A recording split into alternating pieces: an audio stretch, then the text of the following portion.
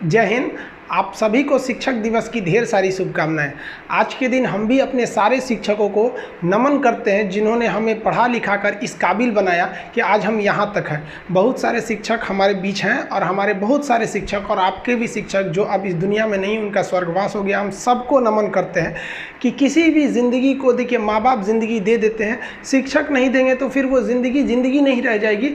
फिर आपको वो ज़िंदगी संवारने के लिए एक शिक्षक की ज़रूरत पड़ती है। देखिए, समय और समझदारी दोनों बड़े अलग अलग चीज़ है, दोनों एक साथ नहीं होते हैं। जब समय रहता है तो समझदारी नहीं रहती है, जब समझदारी आती है तो समय निकल जाता है। शिक्षक यही काम करता है कि समय रहते आप में एक समझदारी विकसित कर देता है और आपको यह हुनर सिखाता है कि आप दुनिया को करके दिखाइए, क्योंकि दुनिया सुनना नहीं देखना पसंद करती है कि आपने क्या किया। जिंदगी में कामयाब होने के लिए याद रखिएगा, ये मायने नहीं रखता है कि आपने कितना किया, मायने ये रखता है कि आप कितना कर सकते थे। जब लंका में पुल बनाया जा रहा था पत्थरों को जोड़ कर सीता माँ को लाने के लिए, तो बंदरों के साथ साथ गिलहरियां भी वहां पत्थर भर रही थी। तो इन सब से कितना पत्थर ही उठेगा। एक बंदर आया तो उठा के फेंक दिया गिलहरी को कि भाग यहाँ से, तो इतनी पत्थर बीच में ला रही है। तो मर्यादा पुरुषोत्तम राम के पास वो जाके गिलहरी गिरी, तो गिलहरी को वो प्यार से सहलाए थे ना, तो ऐसा कहा जाता है कि इस पे जो निशान है गिलहरी के पीठ पे, वो राम जी का है। राम जी ने उस बंदर को बुलाया और कहा कि देखो, तुम इतना विशाल पत्थर उठा रहे हो तो तुम्हारा शरीर भी विशाल है। ये गिलहरी इतना बड़ा पत्थर उठा रही है जितना इसकी क्षमता है। तो आप अगर कामयाब होना चाहते हैं तो आप ये मत सोचिए कि आप हमने आज 8 घंटे पढ़ लिए या 8 घंटा मेहनत किए। आप ये सोचिए कि आप कितना कर सकते थे। और देखिए, जो सपने देखते हैं उनके लिए तो पूरी रात छोटी पड़ जाती है और सपने पूरे करने वाले के लिए पूरा दिन छोटा पड़ जाता है। अगर आपके अंदर जिम्मेदारी है ना, तो आप यकीन मानिए आप चैन से सो नहीं पाएंगे। जिम्मेदारी ऐसी चीज होती है जो रातों की नींद छीन लेती है। रात में जगने वाला हर लड़का आशिक नहीं होता। पैसा और समय में तालमेल बिठाना बहुत जरूरी होता है। पैसा कहता है कि तू कुछ करेगा तो हम आएंगे, जबकि लोग गलती करते हैं। लोग कहते हैं कि पैसा आएगा तब हम कुछ करेंगे। ऐसा नहीं है। पैसा कहता है कि तू मुझे आज बचा ले, मैं कल तुझे बचा लूंगा। पैसा बेशक भगवान नहीं है और ना ये आपके साथ ऊपर तक जाएगा, लेकिन पैसा जब तक आपके साथ है ना, तब तक आपको नीचे गिरने नहीं देगा।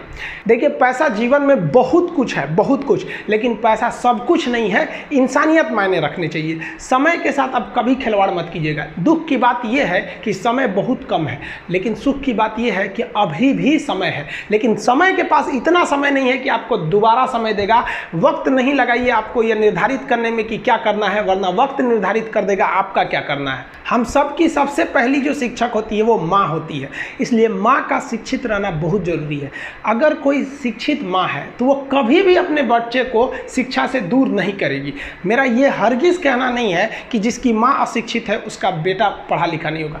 मेरी माँ आज भी अनपढ़ है, आज भी उससे 1 रोटी मांगते हैं ना तो वो 2 रोटी दे देती है। दुनिया की सबसे अच्छा अलार्म जो होता है वो माँ होती है। आप कहिएगा सुबह 7 बजे उठाने के लिए, वो आपको 6 बजे ही उठा देगी और कहेगी बेटा 8 बज गया। आपको इस दुनिया में आपको सबसे बेहतरीन ढंग से जानती है कोई तो आपकी माँ। वो और दुनिया से आपको 9 महीने पहले से जान रही होती है। कहा जाता है कि मेरे नसीब में एक भी गम न होता अगर मेरी तकदीर लिखने का हक मेरी माँ को मिला होता है। माँ बचपन से पाल के बड़ी होती है। आइए यही ना है छोटका, बड़ा होके क्या बोलेगा, माई वाइफ माई लाइफ। गजब बबुआ गजब। इतना उम्र पे छोड़ दी रहती माई ने तो कुत्ता नोच के खा गया रहता। बड़ा होके कहेगा माई वाइफ माई लाइफ। कभी भी माँ बाप से आप ऊंचे आवाज़ में बात नहीं कीजिएगा, वरना आपको शिक्षित कहलाने का कोई अधिकार नहीं है। और बाप जो होता है ना, बड़ा खुददार इंसान होता है, कभी बोल नहीं पाता है। माँ तो बोल भी देती है ना, बाप बोल नहीं पाता है। जेब खाली रहने के बावजूद मैंने बाप को कभी ना कहते नहीं देखा। इस दुनिया में बाप से रईस इंसान मैंने नहीं देखा। लेकिन इन दोनों को कहते हैं कि आप अपने बच्चे को जी जान से प्यार कीजिए, उसे सोने का निवाला खिलाइए, लेकिन उस पर नज़र रखिए दुश्मन की तरह क्या कर रहा है, वरना एक दिन बिगड़ जाएगा। माँ बाप भी लड़कियों को भेजते हैं हॉस्टल में पढ़ने के लिए। हॉस्टल जाती है बबनी पढ़ने के लिए, हाथ में घड़ी नहीं, और उधर से जब आती है छुट्टी पे तो 3000 का सोनाटा का घड़ी पहन के मम्मी पूछती बबनी घड़ी कहाँ से, तो मेरी सहेली गिफ्ट दी है बर्थडे पे। आपको पता चल रहा है वो सहेली गिफ्ट दे रही है। इतना सहेली का गिफ्ट आ रहा है वहाँ पे। आप नज़र रखिएगा, वरना एक दिन आप ही पछताएंगे। पिता को भी हम ये कहना चाहते हैं कि आपके दिए पैसे से ही आपका लड़का बिगड़ता है। अगर उसे ज़रूरत 8000 की है, आप उसे 15000 देंगे तो जेन्युइन है, एक दिन वो आपका नाम खराब करेगा। पैसा ही इंसान को ज़्यादा बिगाड़ता है। उसको लिमिटेड दीजिए जितनी उसकी ज़रूरत है, उससे एक्सेस दे दीजिएगा तो वो फिर बिगड़ेगा। और माँ अगर बेटियों पे ज़्यादा नज़र नहीं रखेगी तो फिर वो भी बिगड़ेगा। नज़र रखिए जब तक वो कामयाब नहीं हो जाता। जब कामयाब हो जाएंगे तो उनके अंदर खुद समझ में आ जाएगी कि क्या मेरे लिए सही है और क्या गलत है। भौतिकवादी इस समाज में भाई भाई में तकरार बढ़ते जा रहा है, ये सबसे गलत है। रावण जैसा शक्तिशाली व्यक्ति हार गया क्योंकि उसके पास उसका भाई नहीं था, और राम जी ने रावण जैसे विशाल लंका के स्वामी को ध्वस्त कर दिया क्योंकि राम जी के पास उनके भाई लक्ष्मण का साथ था। इसलिए आप भाई भाई एक होकर रखिए। बड़े भाई का कुछ कर्तव्य होता है, आपको सबसे ज़्यादा त्याग करना पड़ेगा। बड़े भाई का कहीं पे भी घर में कहीं पे भी पैसे लगेंगे तो ज़्यादा लगेंगे, मेहनत ज़्यादा लगेगा, सब कुछ आपको ज़्यादा करना पड़ेगा। ये दुनिया का दस्तूर है। और छोटा भाई है, उसे कभी भी बड़ों का सुनना ही पड़ेगा और आपको सुनना चाहिए। आपको भी एक बातचीत में एक लिमिट रहना चाहिए। बड़े को भी ये लिमिट रखना चाहिए कि हमें अपने छोटे भाई बहन को कितने लेवल तक डांटना है, लेवल से ज़्यादा नहीं डांटना चाहिए। और छोटे भाइयों और छोटे बहनों को भी याद रखना चाहिए कि हम अपनी ज़ुबान का इतना गलत इस्तेमाल ना करें कि बड़े भाई या माँ बाप को बुरा लगे। वो भले आपको कितना डांटे, लेकिन आप अपने आप के लिए एक लेवल बना के रखिए कि ये इतना लेवल के आगे नहीं जाएंगे हम। कुछ लोग बड़े भाई माँ बाप का जवाब दे देते, कहते ये करो, कहते नहीं करेंगे, क्या करेंगे। हद है भाई साहब, कोई कुछ नहीं करने वाला इस दुनिया में। मर भी जाओगे तो कौन पूछता है। एक तारा टूट जाने से आसमान सूना नहीं होता, लेकिन संस्कार विहीन व्यक्ति जानवर की तरह होता है। हम बहनों को भी कहना चाहेंगे, आप लोग के अंदर शिक्षा बहुत ज़रूरी है। आप कम खाइए लेकिन माँ बाप से कहिए कि हम पढ़ेंगे पढ़ेंगे पढ़ेंगे। शिक्षा बहुत ज़रूरी है, शिक्षा बिना हर चीज़ अधूरा है। और आप जितनी भी लड़कियां हैं उन सबसे कहते हैं अपने अंदर थोड़ा बहुत कुछ सुधार लाइए। अपने आप को कभी दूसरे से कंपैरिजन मत कीजिए कि उसके पास क्या है हमारे पास क्या है। और एक चीज़ लड़कियों में जो सबसे ख़राब चीज़ होता है, आप कोई लड़की गुस्सा है या नहीं है ये चेक करना है तो आप उससे बस एक गिलास पानी मांग लीजिए। उसके पानी देने के स्टाइल से पता चल जाएगा कि गुस्सा है कि नहीं। पानी रख के यहाँ पे, अरे क्या मतलब बनता है। आप गुस्सा है, ठीक है, सब में होते हैं। जहाँ ज़्यादा रिश्ते रहते हैं वहीं इंसान गुस्सा होता है, लेकिन इसका मतलब ये क्या कि 2 दिन आपको मनोबल लगेगा। ये सारी ट्रेडिशनल चीज़ों को बदलिए, ये अच्छी बातें नहीं होती है। लड़कियों लोग को भी थोड़ा सा गंभीर बनिए। होता क्या है कि लोग कहते हैं ना कि एक लड़की को कोई बात अगर कह देंगे ना दूसरे को मत बोलना, वो उसको भी बोलेगी और उसको भी ये बात बोल देगी दूसरे उसको मत बोलना। अब पूरा मोहल्ला को पता चल जाएगा, सबको यही पता रहेगा कि किसी से बोलना नहीं है, लेकिन सबको पता चल जाएगा। भाई कुछ गंभीरता लाइए। लड़का लड़की सबको कहते हैं, ज़िंदगी के कुछ राज अपने तक ही रहिए। अपने करीबी भी दोस्त को कुछ खास राज को नहीं बताइए, क्योंकि कुछ करीबी दोस्त को भी ना कुछ करीबी दोस्त होते हैं, फिर वो ट्रांसफ़र हो जाएगा आगे तक। बहुत सारी चीज़ें होती हैं जिस चीज़ को आप शेयर नहीं कर सकते। घर की चीज़ें हो गई, बहुत सी ऐसी चीज़ें होती हैं। आजकल ना ये गर्लफ्रेंड बॉयफ्रेंड ना एक ठो ट्रेंड चल गया, अजब हाल है भाई साहब। एक बात हम आपसे कहना चाहते हैं, मेरे पैसे से अगर आप मोबाइल खरीद लीजिएगा तो अल्टीमेटली इकोनॉमिक्स के हिसाब से उस मोबाइल पर अधिकार किसका होगा? मेरा होगा, क्योंकि पैसा मेरा है। तो आप सोचिए, आप बाप के पैसा से अगर लड़की पटाएंगे तो लड़की किसकी होगी इकोनॉमिक्स के हिसाब से? बाप के लिए। तो लड़कियों को भी कहते हैं कि भाई ऐसा लड़का को मत वैल्यू दो जो बाप की कमाई पे तुमको घुमा रहा है। और लड़कों भी कहते हैं जागो, अगर बहुत शौक है ना गर्लफ्रेंड बनाने का तो अपने पैर पे खड़े हो जाओ। जिस दिन पैर पर खड़े होगे ना उस दिन समझ में आएगा ये सब चीज़ें फालतू चीज़ें होती है। कई लड़के बेचारे का दिल टूट जाता है, उनका शरीर एम्बुलेंस की तरह हो गया है, घायल दिल लेके घूम रहे हैं। अरे फालतू ये सब चीज़ें। जीवन में किसी के लिए आंसू मत बहाइएगा, वो आपके आंसुओं के काबिल नहीं होगा। और जो आपके आंसुओं के काबिल होगा वो कभी आपको रोने नहीं देगा। दिल टूट गया, गोली मारो यार, प्यार 24 कैरेट का था आपका, उसी की औकात नहीं थी जो खरीद सके। और हस्बैंड वाइफ में भाई साहब, हमारे जितने दोस्तों की शादी हुई है ना सब परेशान रहते हैं हस्बैंड वाइफ में। इन दोनों में केवल एक खराबी, दोनों अपने आप को सुप्रीम कोर्ट समझता है। हमारे भाई साहब आप मिलजुल के रहिए। अभी क्या है कि आप जितने भी स्टूडेंट हैं आप सबका जॉब लगेगा, अपने से सब शादी ब्याह सबकी होगी, भाई आपका परिवार खुश रहे। लेकिन आप देखिए शादीशुदा इंसान हमेशा परेशान रहता है, ये दोनों हमेशा झगड़ते रहते हैं। समस्या क्या है? वाइफ चाहती है हस्बैंड को समझाएं अपनी बात, और हस्बैंड चाहता है कि हम अपनी बात वाइफ को समझाएं।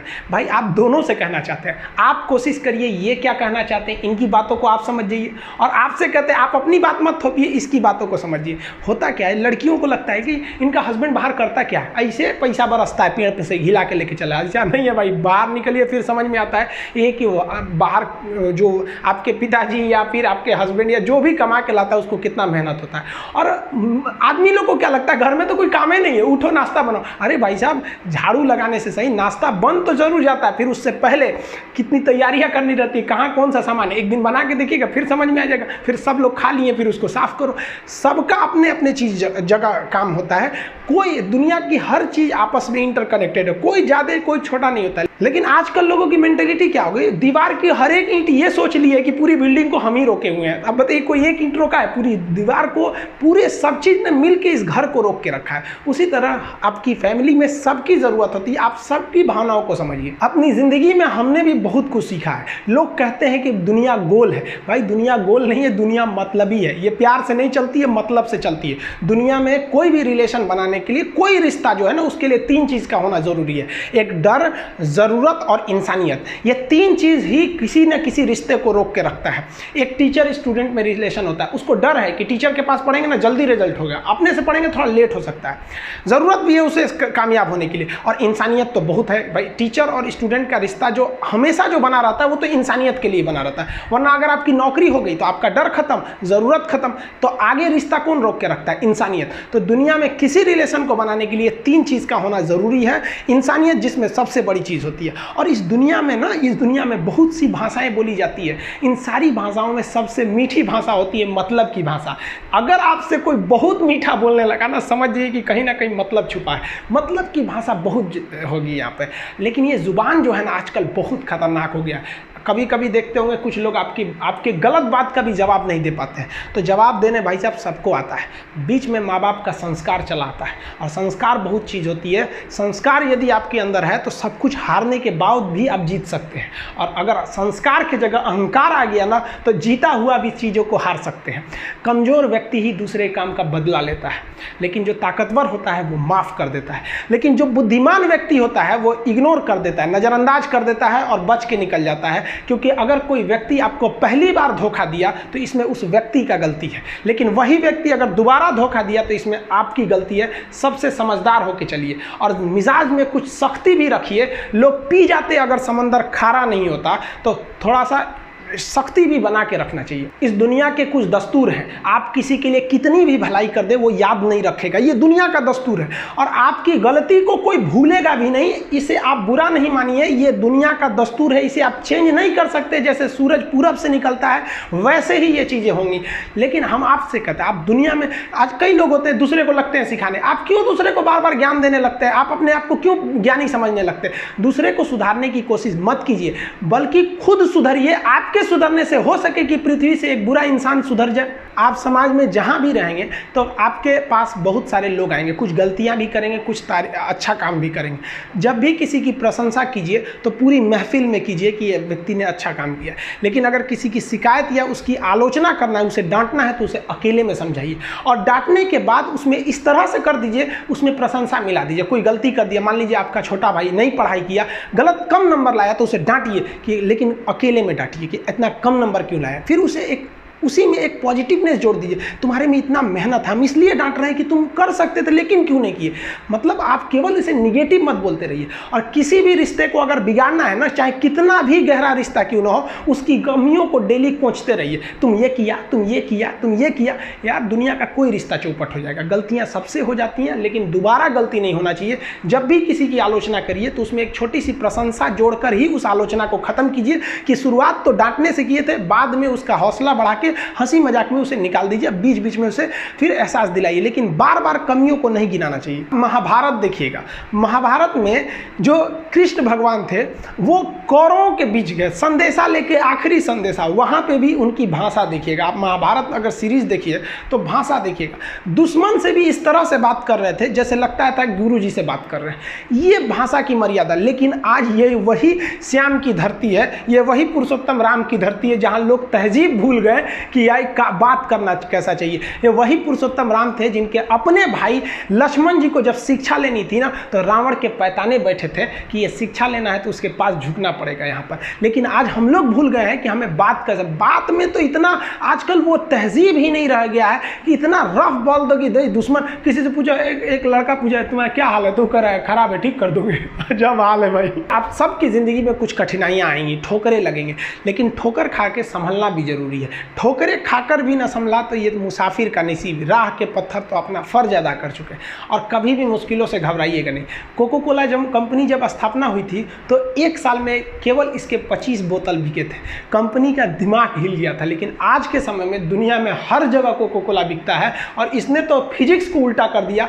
लोग कहते हैं ठंडा मतलब तो कोको कोला, भाई साहब ठंडा मतलब वो होता है जिसका टेम्परेचर कम हो, लेकिन इतना बिका कि इसके आगे लोग भूल गए कि ठंडा मतलब कोको कोला नहीं होता है, ठंडा मतलब वह चीज़ जिसका टेम्परेचर कम है। इसलिए परेशानियों से कभी मत घबराइएगा। आगे बढ़ने के लिए तकलीफ का होना ज़रूरी है, क्योंकि छांव आते ही इंसान के कदम रुक जाते हैं और धूप में कभी कदम नहीं रुकते हैं। ज़रूरी नहीं कि हर चीज़ आपको किताबें और यूनिवर्सिटी में ही पढ़ाया जाएगा। बहुत सी चीज़ें हैं जो आपकी खाली पेट और खाली जेब सिखाएगी, जो आपको कोई टीचर नहीं सिखाएगा। कहते हैं जरा सी छेद क्या हो गई मेरे जेब में, सिक्कों से ज़्यादा तो मेरे रिश्तेदार गिर गए। लाइफ में सबका स्ट्रगल होता है। हम लोग के भी लाइफ में बहुत तकलीफें आई थी। ज़िंदगी में इतने तकलीफ देखे कि अब अगर तकलीफ नहीं होता है तो तकलीफ होता है। ज़िंदगी ने उस मुकाम पर लाकर छोड़ा है जहाँ पसंद तो बहुत कुछ है लेकिन चाहिए कुछ भी नहीं। लोग कहते हैं कि खाली हाथ आए थे खाली हाथ जाओगे, गलत बोलते हैं। लोग भले खाली हाथ आते हैं लेकिन जब जाते हैं तो अपने साथ कुछ संस्कार, कुछ यादें छोड़ जाते हैं। एपीजे अब्दुल कलाम खाली हाथ तो आए थे, क्या खाली हाथ गए? हमारे जितने देश के लोग हैं उन देशवासियों के लिए एक प्रेरणा के स्रोत बन गए हैं। लेकिन अगर आप खाली हाथ आते हैं और खाली हाथ चले जाते हैं तो आपका पुरुष योनि में जन्म लेने का कोई अर्थ ही नहीं बना। अपनी मंजिल को भुलाकर जिया तो क्या जिया, है दम तुझ में तो उसे पाकर दिखा। लिख दे खून से अपनी कामयाबी की कहानी और बोल उस किस्मत को कि है दम तो मिटा के दिखा। इसलिए कभी किस्मत को मत कोसिएगा, अपने हौसले से अपनी कहानी लिखिएगा। पसीने की स्याही से जो लिखते हैं अपने हौसले के इरादे, उनके मुकद्दर के पन्ने कभी कोरे नहीं होते। देखिए, शिक्षक और सड़क ऐसी चीज है जो खुद तो अपने जगह पे रहती है और दूसरों को मंजिल तक पहुंचा देती है। इस शिक्षक दिवस बड़ा अजीब सा शिक्षक दिवस रहा। आज शिक्षक दिवस में सुबह 11 बजे से लेकर शाम 5 बजे तक जो हम लोग का प्रोटेस्ट था या फिर ट्विटर पे जो भी रहा, उसका कई ज़्यादा फायदे भी हुए थे। लेकिन ये जब कब तक चलेगा? ये संस्थाएं अपने से क्यों नहीं सुधरेगी? आखिर इस देश के साथ ऐसा क्यों हो रहा है कि जब हम शिक्षकों को, हर एक शिक्षक, कोई ऐसा शिक्षक नहीं है जो नहीं आया हो, लगभग हर एक शिक्षक, हर एक स्टूडेंट इस प्रोटेस्ट में भाग लिए। ये डिजिटल जो प्रोटेस्ट था ये भी सफल रहा। इसके बदौलत हुआ, एसएससी ने कहा कि हम अपना रिजल्ट शो करेंगे, रेलवे ने, एनटीपीसी ने कहा कि हम भी अब एग्जाम लेंगे लास्ट में, इस साल के लास्ट तक में हुआ। लेकिन ये अब तक कहाँ सोए थे?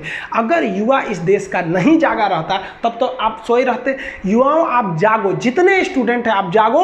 आपको हम बताए भी थे, हमेशा बोलते हैं अधिकार कभी मांगने से नहीं मिला, इसे छीनना पड़ेगा। और धन्यवाद देते हैं हम लोग ये जो व्हाट्सएप, फेसबुक, ट्विटर, ये सब जो आए, ताकि सरकार जो थी यहाँ तक बात अब इजीली पहुँच जाती है। नहीं तो वही हो जाता, मध्य प्रदेश में बेचारे भोपाल में लड़कों पर लाठी चार्ज कर दिया गया, यहाँ पर पुलिस वाले लाठी चार्ज कर दिए। याद रखना, लाठी चार्ज करने वाले पुलिस वालों, एक दिन आएगा जब आपके बच्चे भी ना ऐसे ही सड़क पर लाठी खाएंगे नौकरी के लिए, फिर आपको याद आएगी कि जब युवाओं ने अपना अधिकार मांगने आया था तो आपने किस तरह उन पर लाठियां बरसाई थी। आप देखेंगे स्टूडेंट्स के साथ एकदम खिलवाड़ मचा के रख दिया गया। स्पेशली 2016-17 के बाद देखेंगे तो हर एक संस्था चौपट हो गई। एसएससी जो थी 2016 तक तो बहुत बेहतरीन काम की, 17 तक भी बहुत बेहतरीन काम की, उसके बाद तो चौपट हो गया यहाँ पर। चाहे वो रेलवे हो, IBPS हो, कोई संस्था हो। यूपी में देख लीजिएगा तो PCS का देख लीजिए, सबऑर्डिनेट का देख लीजिए, लेखापाल देखिए, पुलिस डिपार्टमेंट, दरोगा की वाली, सब चौपट है। मध्य प्रदेश वाले आप लोगों ने तो और काम किया कि भाई बाहर के लोग मध्य प्रदेश का फॉर्म नहीं भर पाएंगे। मध्य प्रदेश के लड़के, ये आप सोचिए आपके साथ एक तरह का एक अपराध किया जा रहा है, आपको दूसरे लड़कों से अलग किया जा रहा है। इस समय भोपाल में जब लाठीचार्ज हुई स्टूडेंट के ऊपर, पूरे हिंदुस्तान के टीचर और स्टूडेंट आपके साथ खड़े थे। लेकिन आपकी गवर्नमेंट क्या चाहती है कि एक ऐसा नियम बनाए कि बाहर का लड़का मध्य प्रदेश में आके फॉर्म नहीं भरेगा, कि जब हम इन्हें पीटेंगे, कूचेंगे, नौकरी नहीं देंगे तो बाहर का कोई भी व्यक्ति आपके साथ आवाज़ नहीं उठाएगा। ये आपको एकदम बेहतरीन ढंग से फंसाया जा रहा है। आप कोई भी गवर्नमेंट उठाइए, किसी भी पार्टी की गवर्नमेंट उठाइए, आप राजस्थान, मध्य प्रदेश, यूपी, बिहार, झारखंड, पश्चिम बंगाल, इतने दूर में आपको कई पार्टियां मिल जाएंगी। केंद्र में भी देख लीजिए, कहीं भी किसी को स्टूडेंट से कोई मतलब नहीं रहता है। 60 मिनट में 100 क्वेश्चन बनाने वाले विद्यार्थियों के भविष्य को ये अनपढ़ अनपढ़ नेता कुचल के चले जाते हैं। बिहार में जो वैकेंसी निकाली गई 2015 के चुनाव के लिए, तो एक बार वैकेंसी निकालेंगे हम चुनाव जीतने के लिए, अब जीत जाएंगे तो अगला चुनाव उसी हिसाब से जीत जाएंगे कि भैया अब हम इसका एग्जाम लेने वाले हैं। बहुत से लोगों को तो पता है, कई एक लड़का कह रहा था कि सर आपका हम वीडियो देखे तब पता चला कि अभी रेलवे का एग्जाम नहीं हुआ है, हमको लगा कि हो गया है। सोचिए ये हाल हो गया कि उसको लगा कि गलती से उसका छूट गया, रेलवे तो अब तक एग्जाम ले ही ली होगी, अब जागी है नींद से।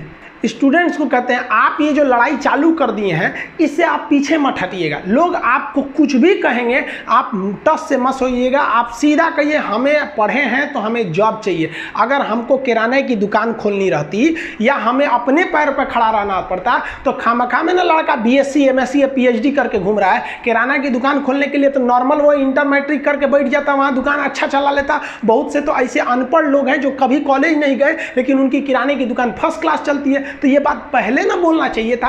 अब अगर पढ़े लिखे नेता रहते तो उन्हें पता होता है कि एक बेरोजगारी कई टाइप की होती है, जिसमें एक होती है शिक्षित बेरोजगारी।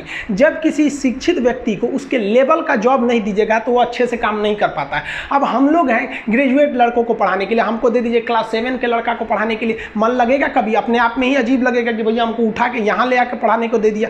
तो ये अब कहेंगे कि नहीं रोजगार तो मिला, ये कौन सा रोजगार है, ये तो शिक्षित बेरोजगारी ले आके रख दी यहाँ पर। तो आप अपनी लड़ाई लड़ते रहिए, हर एक टीचर आपके साथ है। हम तो धन्यवाद देते हैं दिल्ली के सभी टीचरों को, राजस्थान मध्य प्रदेश हर जगह के शिक्षकों को, हम बिहार UP हर जगह के शिक्षकों को हाथ जोड़ के भी हम धन्यवाद देते हैं कि आपने स्टूडेंट, ये सारे टीचर्स स्टूडेंट मिलकर इस मुहिम को, लगभग ये मुहिम अपने सफलता की ओर बढ़ रही है। लेकिन पाँव मत रोकिएगा वरना आपको कुचल दिया जाएगा।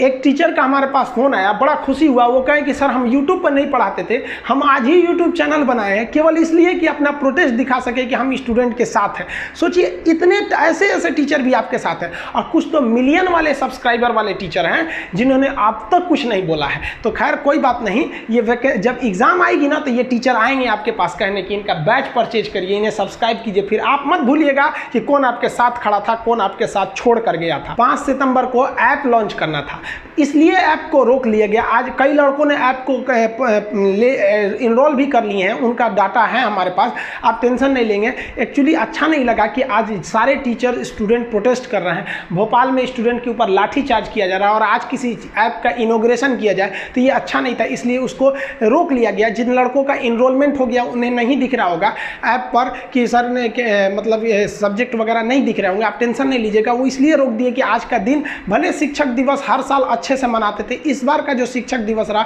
वो विरोध प्रदर्शन को दिखाने के लिए रहा, और आप स्टूडेंट्स के बदौलत ही हम लोग ये लड़ाई जीतने के कगार पर हैं। देखिए ऐप पर सबसे पहले पॉलिटी का क्लास स्टार्ट होना था, उसे हम रोक दिए, लेकिन पॉलिटी का जो फर्स्ट चैप्टर होता है उसे यूट्यूब पर डाल दिए। आप वहां से पढ़ाई को कंटिन्यू करेंगे और जैसे ऐप आएगा तो आप लोग दोनों से मर्ज हो जाएंगे उस चीज़ को। अभी सरकार से 1-2 दिन में और सारी बातें मनवा लेते हैं, फिर हम लोग उसके बाद जब बातें मान ली जाएंगी तो हम लोग रेगुलर वे में पढ़ते रहेंगे। आपको यूट्यूब पर आपका चैप्टर वाइज क्लास हम प्रोवाइड करते रहेंगे। मिलेंगे नेक्स्ट वीडियो में, तब तक के लिए जय हिंद।